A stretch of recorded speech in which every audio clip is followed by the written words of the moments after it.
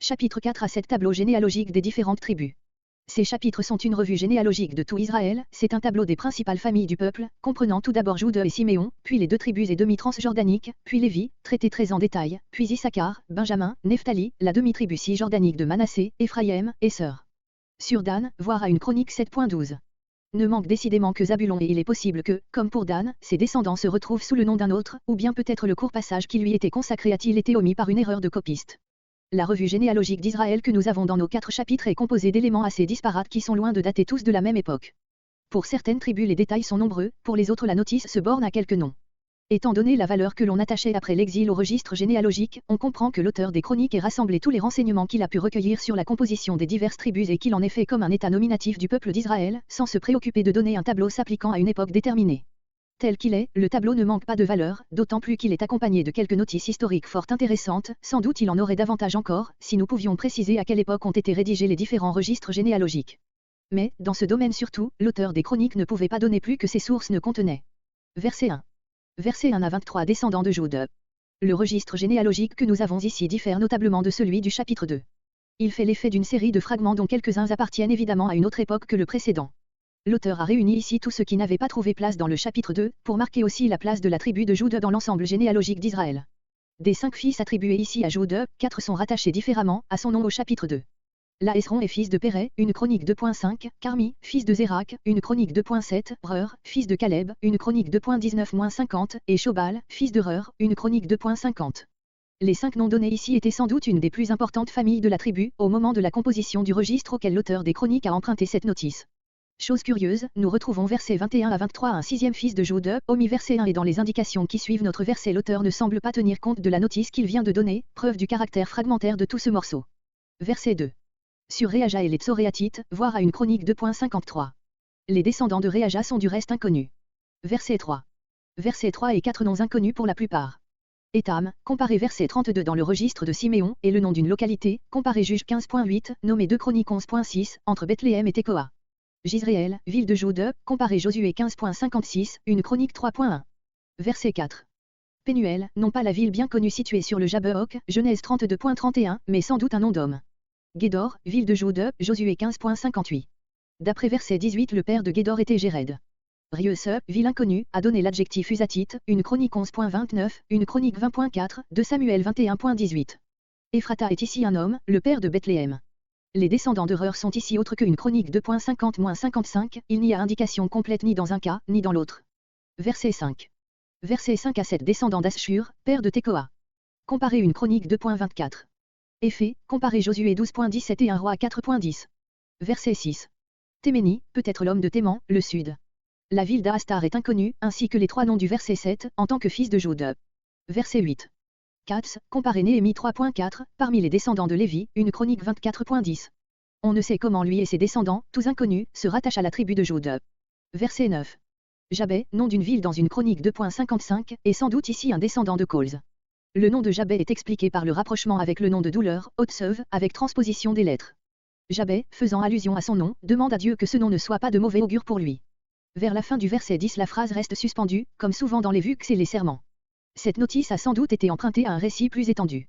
Verset 12. Homme de Ressa, dans les 70, Récabé, voire une chronique 2.55, nom absolument inconnu, en tant que descendant de Juda. Verset 13. Sur Kénaz et le juge Othniel, comparé juge 1.13 et suivant, 3.19 et suivant. Verset 14. Ophra, non pas la ville de Benjamin, Josué 18.23, ni la ville de Manassé, juge 6.11, mais une ville inconnue de Juda. Vallée des Charpentiers, comparé Néhémie 11.35, probablement sur la route de Jérusalem à Jaffa, dans le voisinage de Lad. Verset 15. Caleb, voir chapitre 2. Son fils Kénaz doit être sans doute identifié avec Kénaz, le père d'Othniel, verset 13, juge 1.13. Verset 16. Des fils de Jéhalélel nous ne connaissons que Ziph, nom de 2 villes de Juda, Josué 15.24-55. Verset 17. Versets entre 17 et 18. Tels qu'ils sont dans le texte hébreu, ces versets sont inexplicables.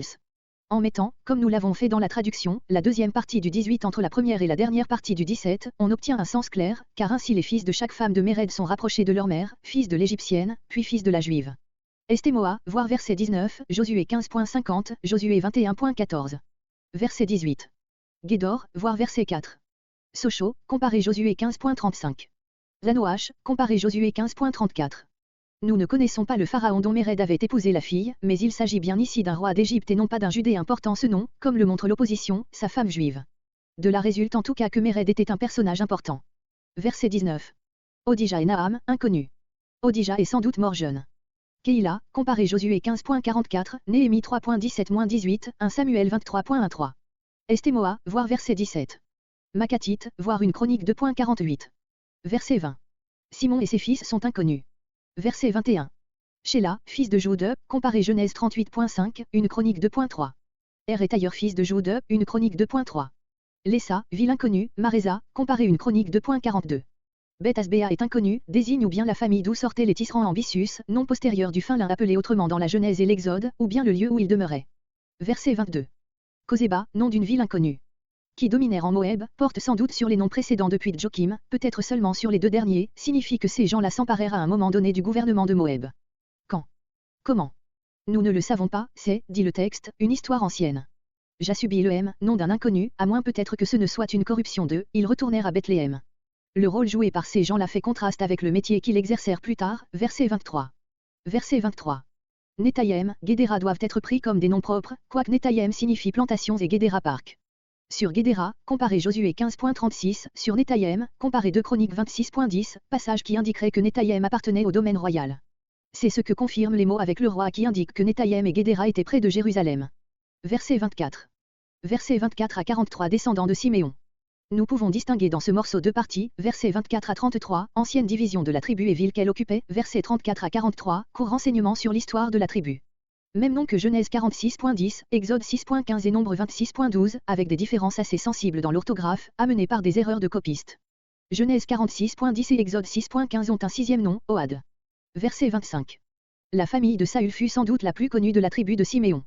Aussi pour les autres lignes il n'y a pas de descendants indiqués. Les descendants de Saül ne sont nommés nulle part ailleurs. Ce Saül était, d'après Genèse 46.10, Exode 6.15, le fils d'une Cananéenne. Or parmi ses fils nous rencontrons les noms de Mibsam et de Misma qui se retrouvent dans le catalogue des fils d'Ismaël, une chronique 1.29-30, Genèse 25.13. Cela nous permet de conclure que les Siméonites étaient mélangés avec des Cananéens et des Ismaélites dans le territoire frontière qu'ils occupaient. Verset 28. Versets 28 à 33.